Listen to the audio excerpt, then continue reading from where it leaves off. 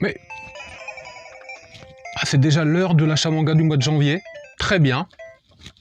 Générique.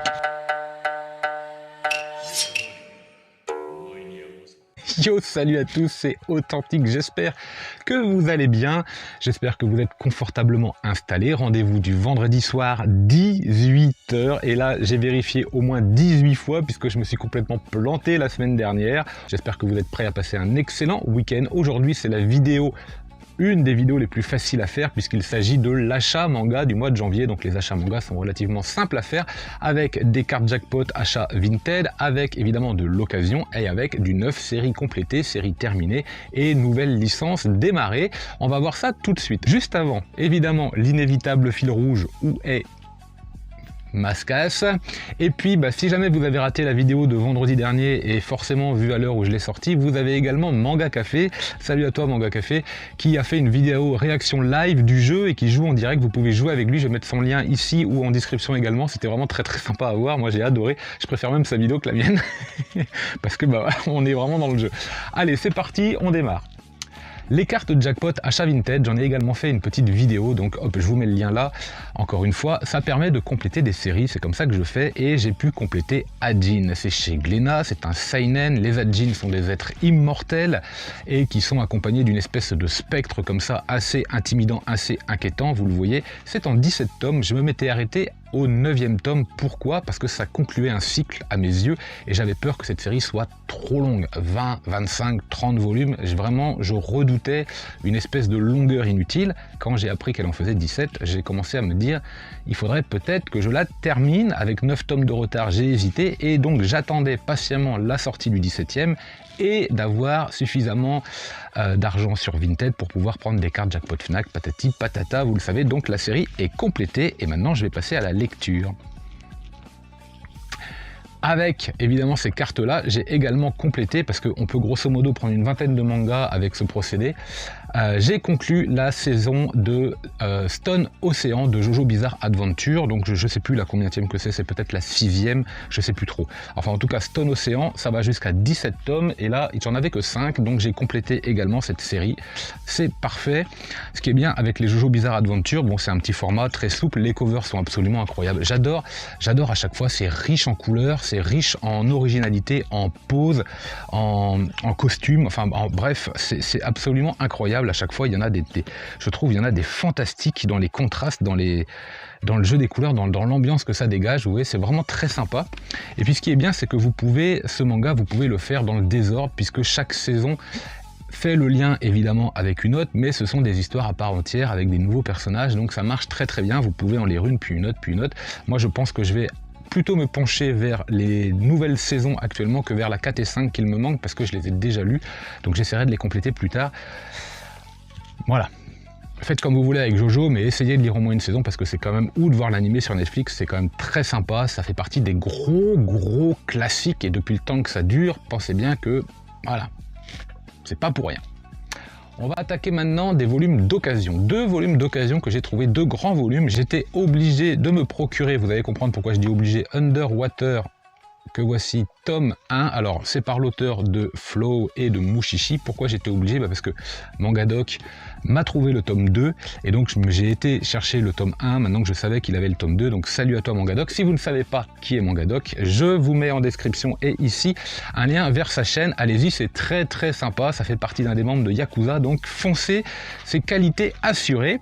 Donc merci à toi Underwater tome 1, et avec sur son conseil d'ailleurs de se le procurer assez vite, là j'ai plutôt suivi son idée parce que ça fait un moment que je le lorgne, Katsuhiro Otomo Anthologie, dont je vous parle un mardi midi. Alors peut-être que ce sera mardi prochain ou très prochainement, en tout cas ça va arriver à coup sûr. Katsuhiro Otomo Anthologie, c'est plusieurs histoires courtes et c'est franchement fantastique, ça respire les années 80, oui, mais c'est très bon. Allez, côté grand format également, mise à jour d'un manga que je ne lis pas, vous le savez, j'attends l'intégralité pour le lire, je sais qu'il est un peu trash, là aussi il est un peu old school, Eden chez Panini Comics, Panini Manga, de Hiroki Endo avec son marque-page. Alors, le marque-page, tac. Je vous ai déjà expliqué, on le sent le marque-page dans les livres, hein. Je ne sais pas si vous savez le faire, mais la petite astuce, quand vous avez un marque-page entre les livres, tac, vous le sentez tout de suite, il y a une espèce de petit écart entre les pages et sans regarder, vous tombez dessus. C'est terminé, puisque j'en ai parlé, vous le savez, dans un des mangas voraces précédents, The Breaker chez Mayan Édition. Je m'arrêterai sur ce cycle 1, donc c'est 5 tomes, c'est une très belle édition, franchement des très beaux dessins, c'est un manhwa, c'est coréen, avec des noms imprononçables, c'est ce que je lui reproche principalement, mais on passe un très très bon moment de baston, de dessin, scénario plutôt simple mais très agréable, avec pas mal d'humour, donc ça fait très très bien la blague. The Breaker, tome 5. Côté grand format, on enchaîne avec un titre que je n'ai pas encore lu chez Glénat, du Rumiko Takahashi et Mermaid Saga, tome 2. Il est sur la palle, il va être lu très très prochainement parce que j'ai beaucoup aimé le 1, j'ai beaucoup aimé redécouvrir, j'avais vu des animés, alors je crois que c'est Mermaid Forest, voilà, il y a plusieurs Mermaids, mais là c'est Mermaid Saga. Ça marche franchement très bien, c'est un vrai plaisir de découvrir et redécouvrir Rumiko Takahashi. Le format est très très bon, on est sur du grand format, c'est une belle édition. Voilà, si vous avez envie de découvrir cette autrice, est-ce que c'est par Mermaid Saga qu'il faut commencer? Peut-être pas, mais vous pouvez en tout cas vous pencher sur les différentes œuvres qu'elle a fait. Et moi, je croise les doigts pour revoir de Yurusei Yatsura sur ce format-là et dans son intégralité. Ensuite, une nouveauté. Alors, j'en parle mardi dernier, Léviathan, très sombre, très dark, très belle édition de Kiyun. Bravo, c'est vraiment du bel ouvrage, un bon travail. On est plongé dans une atmosphère science-fiction ténébreuse. L'édition est noire, l'édition est sombre, l'édition est ténébreuse et ça marche très très bien. Un coup de crayon particulièrement efficace, particulièrement angoissant. C'est une histoire, je crois, assez courte, mais qui vous plonge, qui vous happe véritablement. C'est une grande réussite, c'est une grande nouveauté, c'est l'un de mes 2 coups de cœur du mois de janvier. Je vous renvoie encore à la vidéo de mardi dernier. Léviathan, c'est vraiment une grosse surprise, très très bon. Côté nouveauté, j'ai fait l'acquisition d'un des titres que j'espérais faire en 2022, enfin j'espérais, il suffit que je prenne le tome 1 évidemment, mais voilà, je me suis lancé sur Monkey Peak, hop, que voici. Donc là on est sur du manga popcorn, on est sur une espèce de film un peu façon Scream, façon souviens-toi l'été dernier. Vous avez des randonneurs qui partent en montagne, évidemment ils n'ont pas assez de vivres parce qu'il va leur arriver un pépin. Il y a une espèce de singe qui est capable de tenir une machette qui va les poursuivre et puis qui va les trucider les uns après les autres. Ça, voilà, ça fonctionne quoi, on cherche pas trop le scénario, on lui en demande pas plus, on passe un bon moment. Manga popcorn, c'est en 10 tomes, c'est chez Komiku, je l'ai pas précisé. Je pense que je vais continuer la série parce que ça me prend pas trop la tête et que j'aime bien ce genre de lecture un peu légère. Voilà, ça le fait. Alors, côté goodies, parce que sinon je vais tout faire tomber. Pour ceux qui savaient, pour ceux qui ont vu, il y avait des goodies Vinland Saga et moi quand je me réincarne en slime, un petit jeu de cartes que voici pour le Vinland Saga, hop. Et chez Glénat, vous aviez le, que je dise pas de bêtises, le Thousand Sunny disponible en craft là à construire. Donc moi je l'ai pas fait, j'ai mis la main sur un. Allez, on enchaîne également avec une nouveauté, Butterfly Beast. Enfin, c'est un tome 1, mais d'un second cycle, donc c'est un tome 3 sur 7, tome 1 sur 5, chez Mangetsu, avec notre courtisane samouraï qui règle ses comptes à tous ceux qui seraient sortis du droit chemin dans ce milieu de quartier des plaisirs, une espèce de huis clos, avec un trait plutôt sombre, plutôt noir, plutôt marqué, avec de la matière. C'est bien scénarisé, c'est limpide à lire, c'est efficace.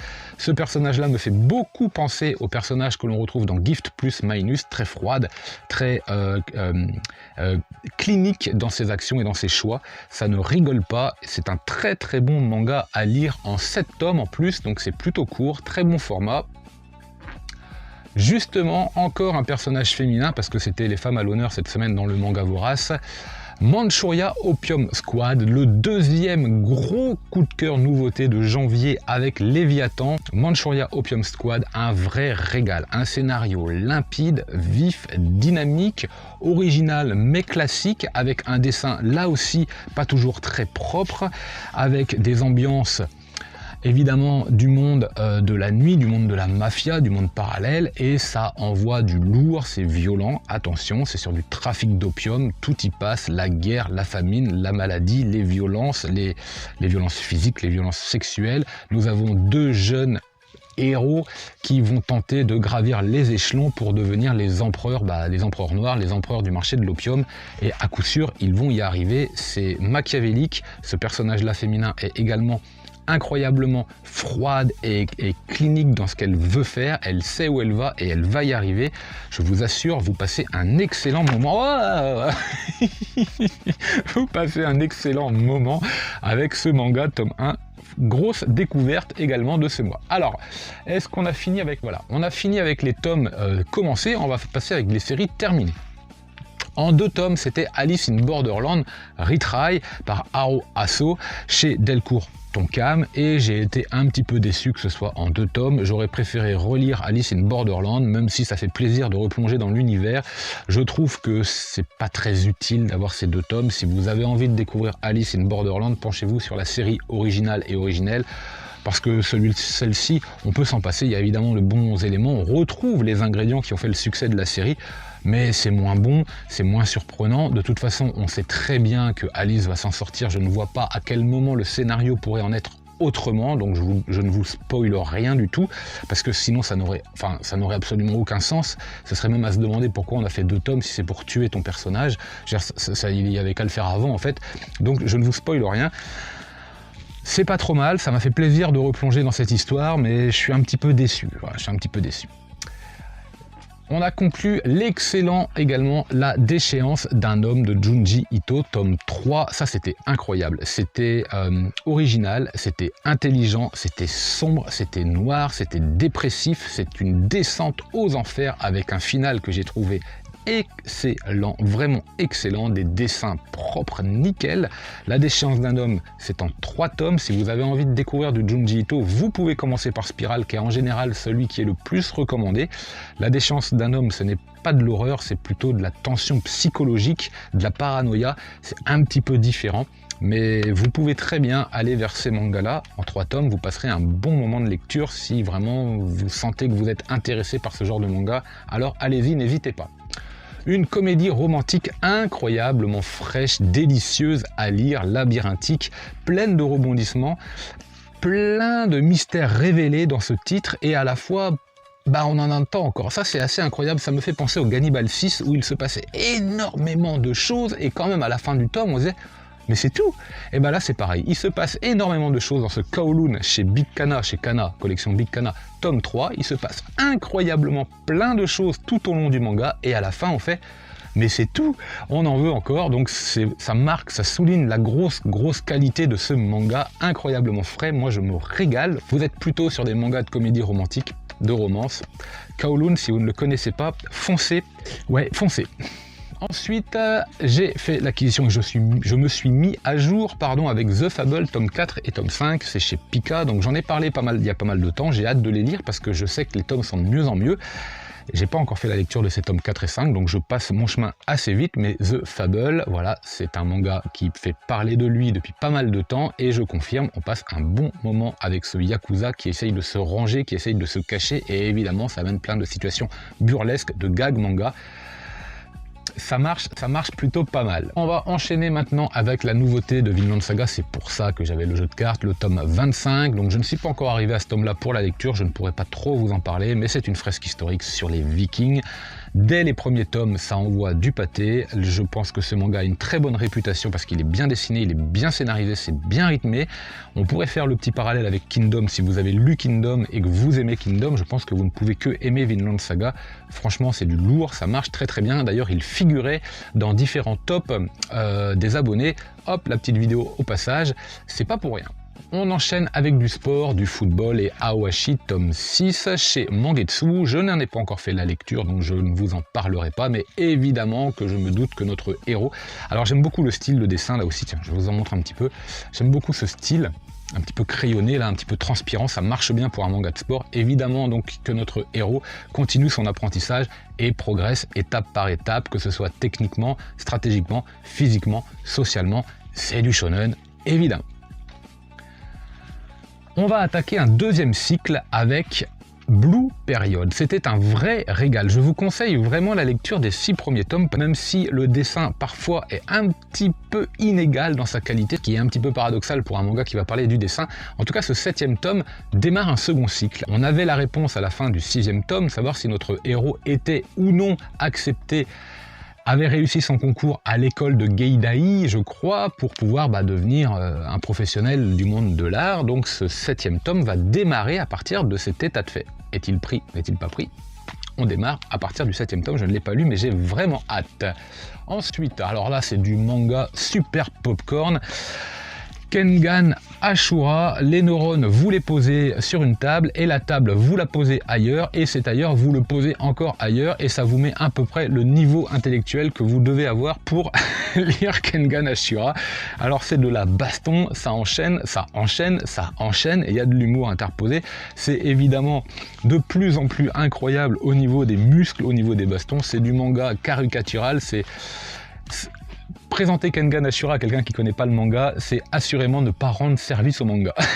Parce que voilà, on a évidemment des traits, des gros traits, tout est caricatural, tout ce qui fait que le manga a une connotation négative dans les yeux de certaines personnes se retrouve dans Kengan Ashura, mais on passe un excellent moment de lecture. Si les mangas pouvaient arrêter de tomber, merci s'il vous plaît. Voilà, Kengan Ashura, ce sont les tomes 9 et 10, il y en a 16 actuellement, donc j'essaye de ne pas prendre trop de retard, 2 par mois, et puis je pourrais suivre et terminer, je crois qu'il y a 28 tomes au total, je ne sais plus trop, avant que ce soit en cours. L'homme qui tua Nobunaga, tome 5, donc ça c'est une série, j'ai décidé de ne pas faire la lecture, il y a 8 tomes, je lirai les 8 d'un coup, et je suis à peu près sûr, chez Delcourt Tonkam, avec un petit effet aussi de brillance et de matière sur la cover, je suis à peu près sûr d'aimer, c'est politique, c'est bien dessiné, lecture sérieuse, je pense que je le sais, je vais passer un beau moment, c'est pour ça que je continue de les acheter sans les lire, il n'y a pas de problème. Hop, évidemment, Beastars tome 20. Alors Beastars tome 20, j'ai pas lu le 17, ni le 18, ni le 19, ni le 20, je crois que c'est une série en 23 tomes, je ne lirai pas le 21, je ne lirai pas le 22, je ne lirai pas le 23, et quand j'aurai le 23, oui, je lirai tout. Pourquoi? Parce que Beastars est au sommet des mangas que je possède, c'est absolument génial. Donc je n'ai pas envie de lire un tome par un tome, j'ai envie de me faire tout d'une traite, donc je ronge mes ongles de ne pas les lire. Franchement, c'est pas facile, c'est vraiment pas facile. Ne dites rien en commentaire mais je vous bannis à vie de la chaîne. On enchaîne avec un tome tout à fait surprenant qui m'a pris à contre-pied, Denjin N tome 2. Pourquoi il me prend un contre-pied, je peux pas trop vous le dire, mais on va pas du tout vers là où on pensait aller avec nos 2 enquêteurs, avec notre héros façon serial expérimental Lane, c'est un être qui s'est numérisé, qui est dans les ondes en fait, et qui peut à peu près faire ce qu'il veut avec le monde numérique. Il est quasiment immortel. On ne s'attend pas du tout à ce qui va se passer dans ce tome, je ne pensais pas à autant de rebondissements, je me demande vraiment de quoi on va parler, de quoi les auteurs vont parler dans les tomes 3 et 4. Je m'attends à tout et à rien. On enchaîne également avec du what the fuck complètement barré à ne pas mettre entre toutes les mains, Mitochon Armageddon, à la recherche des boules du dragon en 6 tomes. C'est vraiment pas très bien dessiné, voire même très moche. Il y a un humour très particulier, très étrange, mais moi je trouve que ça fait très bien la blague. J'aime beaucoup ce genre de manga what the fuck, j'aime beaucoup m'évader avec des mangas complètement pétés comme ça. Ça me fait plaisir, ça me fait marrer. C'est pas souvent, mais voilà, c'est un petit maillon faible de ma collection. Un manga incroyable que j'adore particulièrement, Jagan, qui me fait penser à Gantz, avec des plans, des séquences à un rythme effréné, des dessins incroyables, une histoire SF fantastique avec des combats qui enchaînent et qui mettent un vrai rythme. C'est assez cru, c'est pareil, c'est à ne pas mettre entre toutes les mains, tome 13, j'espère qu'on arrive prochainement de la fin, ou en tout cas que cet arc est vraiment le dernier, parce qu'il ne faudrait pas que la série traîne trop, tellement c'est bien, je préfère avoir une œuvre condensée et bien remplie qu'une œuvre qui traîne en longueur. Et le dernier, évidemment, l'inévitable Demon Slayer, tome 20, alors là aussi je crois que c'est une série en 22 ou 23 tomes, je ne l'ai pas lu, et je ne la lirai pas jusqu'à la fin pour pouvoir rusher cette histoire et avoir son final dans son intégralité. Demon Slayer, je ne le présente plus, c'est excellent, c'est du gros shonen, c'est un gros manga, c'est un très gros succès de ces dernières années et encore aujourd'hui, c'est véritablement culte et il aura évidemment une place maintenant à part dans le monde du manga, que ce soit ici en France ou au Japon. Demon Slayer. Et bien écoutez, voilà, c'était l'ensemble de l'achat manga du mois de janvier. N'hésitez pas dans les commentaires à mettre vous vos achats manga, à participer, à liker, à vous abonner, à activer la petite cloche, ça donne énormément de force. Merci évidemment pour tous vos retours que vous faites, vous êtes de plus en plus nombreux et franchement ça fait plaisir. Je vous donne rendez-vous mardi prochain pour un nouveau Manga Vorace. N'oubliez pas de lire plein de mangas et moi je vous dis